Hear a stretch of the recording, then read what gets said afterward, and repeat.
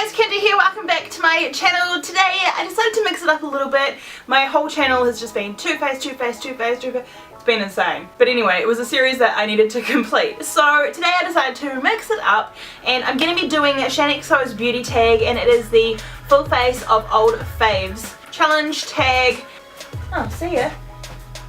A lot of my favorites were all drugstore, pretty much all drugstore products, because I was inexperienced, I was not very knowledgeable, and I didn't have a lot of money at the time. So a lot of these favorites that I'm going to be putting on my face is a lot of cheaper brands. There's a lot of Elf, Rimmel, lots of Elf actually. I hope you guys enjoy this video. If you decide to do the tag yourself and you have your own channel, then definitely link me in somehow. Don't know how that works on this place, but apparently you can do it. I don't know how, but you know, somehow alert me to your video and I will definitely watch it. My favorite primer like 4 years ago was the Rimmel Stay Matte Primer. I loved this primer. I've never had oily skin though. I've always had like normal to dry skin, and I found that this would just keep you matte, like would keep me matte the entire time. Like, it's so good. I've been through a couple of them and I absolutely loved it, but I did find that I couldn't wear it too many days in a row as it would like super dry my skin out. Oh god, it's so thick. It smells like glue. Feels very thick actually. Thicker than what I remember. Maybe it's gone yucky. It doesn't smell like it's gone off, like it always kind of smells like glue. Now, time for that foundation. Now, one of my most favourite foundations back in the day is also a foundation that I do sometimes actually still occasionally use, and that is of course the Rimmel Stay Matte. This is the Liquid Mousse foundation. I remember when this came out and I absolutely loved it. Again, it's high coverage and it does stay really matte. It's definitely not like my most favourite foundation anymore. When I was younger I would apply this with a brush, so I probably should have done that, I feel like, in hindsight. It looks quite cakey actually. Oh, I used to love this. I wore it not that long ago and it was alright. I don't know what's going on. I think it's a sponge. You won't believe it, I'm getting glitter on me from like the last time I used glitter.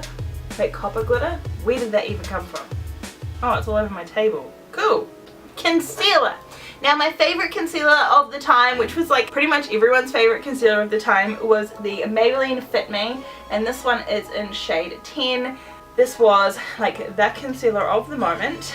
I haven't used this one in a really long time, so I don't know how I'm going to feel about this. Oh, I feel so cakey. That foundation's really cakey.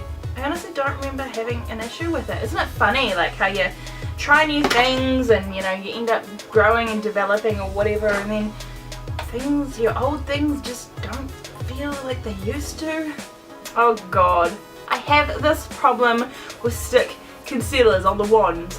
They always take off my makeup underneath. What is it with that? Stop! What is going on here? This is feeling so gross. Like, it's feeling so heavy. What the hell? Okay, I think crisis averted, everyone. It's okay. We can calm down. Everything is now under control. I don't like the concealer. I'm not digging. God, it's so... my face is getting itchy. It's almost that heavy. Okay, and to add some more cakiness to my skin, even though it feels so heavy already, my favourite powder, which is still a favourite. Now, this one I can definitely say is still a favourite. I've gone through quite a few of these. That is the Rimmel Stay Matte. This is the Pressed powder, and this one is in transparent. Now, I never used like an under eye setting powder or anything. Like, that was way too advanced for me. Almost concealer was too advanced for me actually. Oh god, my face feels so heavy and itchy. Wow, what's going on? Maybe it's just because I haven't worn makeup in a while. I don't know, what's going on? I'm not enjoying this. Whose idea was this? Okay, so when it came to contouring and highlighting, I wasn't really down for that life. Like, it was kind of a new thing that was kind of coming in. Like, I know that was a makeup technique that's been around forever anyway, but it was kind of not really on the scene, if that makes any sense. So the two products that I used to use anyway as a contour, which is totally a bronzer, I used to use the Bourjois chocolate powder. I think they even called it the chocolate powder. It's got some weird French name. This was like the product everybody used. This was Bomb.com. Also the Elf contouring blush and bronzer, which I'd always heard it was a dupe for the NARS Orgasm blush and the NARS Laguna bronzer. So I used kind of like a mixture of these. I'm going to use this one I think as a contour, and I'll bronze and use the blush in there. It looks a little bit warm, but oh well, we're going to make it work, don't we?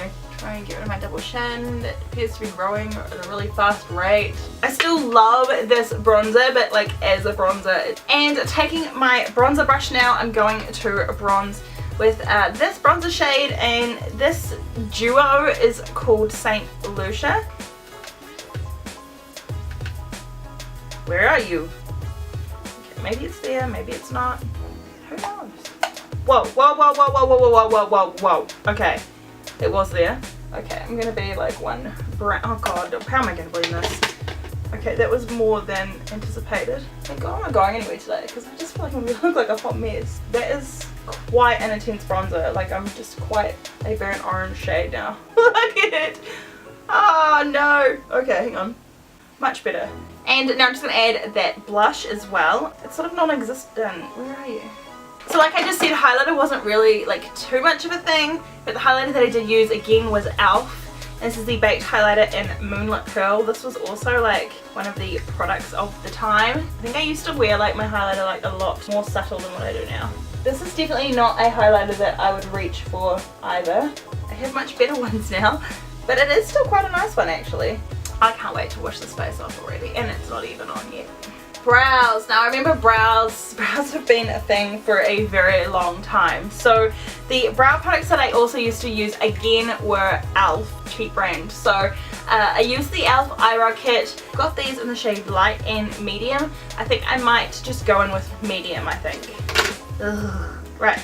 Oh, God, just get this on so I can get it off. Okay, product is definitely no dip brow. It's just so fascinating that these used to be my favourite products. Like, really? Why do I even still have these? Like, this needs to be binned. Wow, this is rubbish. Oh my god. Okay, I'm gonna have to try and use some powder I think as well. I didn't think this was gonna be as horrible as it is. I thought, oh, this will be fun. In my head I was like, oh, this will be fun. All the products I used to love were really good. God, I hope I haven't like recommended it to people thinking that it was good. So the all-time favourite eyeshadow palettes back in the day were one was definitely a cult favourite. That was the Urban Decay Naked palette. Now this palette is probably my most used palette I own, because this is all I had for a really, really long time, because I didn't have a lot of money. So I'm definitely going to give this a whirl, which will be really fun because I haven't used it in so long, and I do know that this is actually good. And the other palettes that were definitely my holy grails, like 4 years ago, 3 years ago, they were the Sleek eyeshadow palettes. Now from memory, these are actually still good, but not whole palettes that you can use. This was definitely like my most used and most loved one. This one is in Vintage Romance. So I'm going to take the Naked palette. I'm going to put Virgin all over my lid as a base. Now this is slightly sort of satiny, shimmery. Oh my god, these are powdery. What? I do not remember it being this powdery. Okay. I feel like my skin looks like a reptile right now. It's that bad. And taking my favourite Morphe brush, I'm now going to take the shade Naked, and I'm going to start in the crease with Naked. And taking the next shade up, which is called Buck, I'm going to also put this in my crease. So powdery. I honestly don't remember them being this powdery. Maybe it's just because they're a bit older. This is just not looking good. Oh, I'm not proud. Alright, so I'm also going to take the Sleek palette now, and I'm going to take the shade Propose in Prague, and there's this shade up here, and it's just like, it's a nice sort of mauvey brown. I'm going to take that, I'm going to put that in my crease also. I tell you what, the Sleek shadows are like way less powdery than the Urban Decay's being. Urban Decay's being a right pain in the butt. Alright, and taking just a flat eyeshadow brush now, I'm going to go in with the shade Sidecar from the Naked palette. I remember I hated this velvet box like so much, and I still hate it. And then the Anastasia Beverly Hills Modern Renaissance palette was the same velvety crud. Like, it's so gross. Like, look at how much like fluff and stuff gets on it, and the writing's all wearing off. I prayed that they would re-release this in like a metal palette like the others, but they never did. I'm still upset about that. But I loved this. It makes you question everything, this actually. Like, hang on a minute, I thought I was in love with this product. Why is it betraying me 4 years on? What's going on? Don't know if I'm going to regret this. I'm going to go in with the shade Romance in Rome from the Sleek palette, and it's this really nice dark purple here. I'm going to take the shade Mary in Monte Carlo, which is this really nice sort of metallic berry shade. Like, the Sleek shadows are good, don't get me wrong, and you know, the Naked is good, but it's not as good as the products that I've been using as of late, because I've been able to spend a little bit more money, I think. Alright, so I'm now going to take a shade and highlight my inner corner, and I'm going to use the really silvery shade. This is called Pretty in Paris. Okay, and one of my favourite eyeliners that I used to love to death is this label's rubbed off it even, I loved it that much. It was the Jordana liquid eyeliner, and this one is actually in dark brown, and I loved using the dark brown shade rather than a black. I went through a real phase of just loving this. Okay, this I'm still liking, even though it is definitely a bit old now. I am still enjoying this one.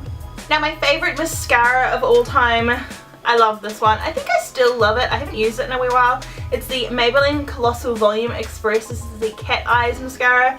Loved this mascara to death. I mean, it is pretty nice, I think, for a drugstore mascara. I think I am finding my YSL one that I've been using lately to be a little bit nicer, but then in saying that, it's probably like 3 times the price. And last but not least, lips. My favourite lipstick. Now, there are 2 kind of brands of lipsticks that were my absolute fave back in the day. One was Jordana lipsticks. I absolutely loved the Jordana lipsticks, and they were only like $3 a lipstick. Loved them.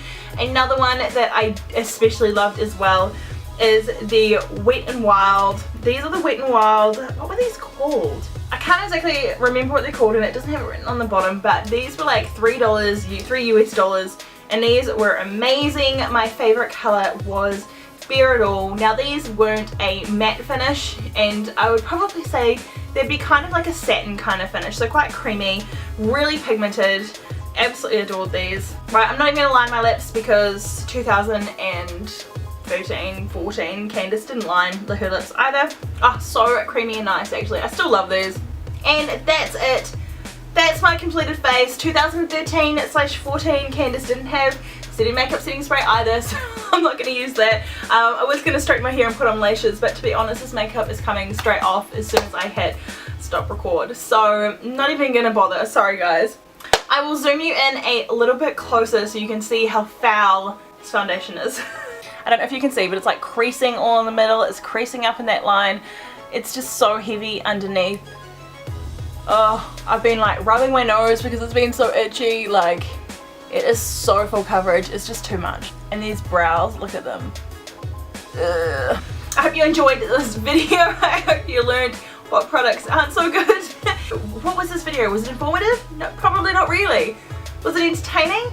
Meh. But anyway, like I said in the beginning, make sure you subscribe, and if you want to do this tag as well, then definitely like somehow let me know so I can watch it, because I would love to watch it and see what your favourite products were like years ago. And as always, you'll be seeing my face in the next one, and hopefully it's going to be a better face than this.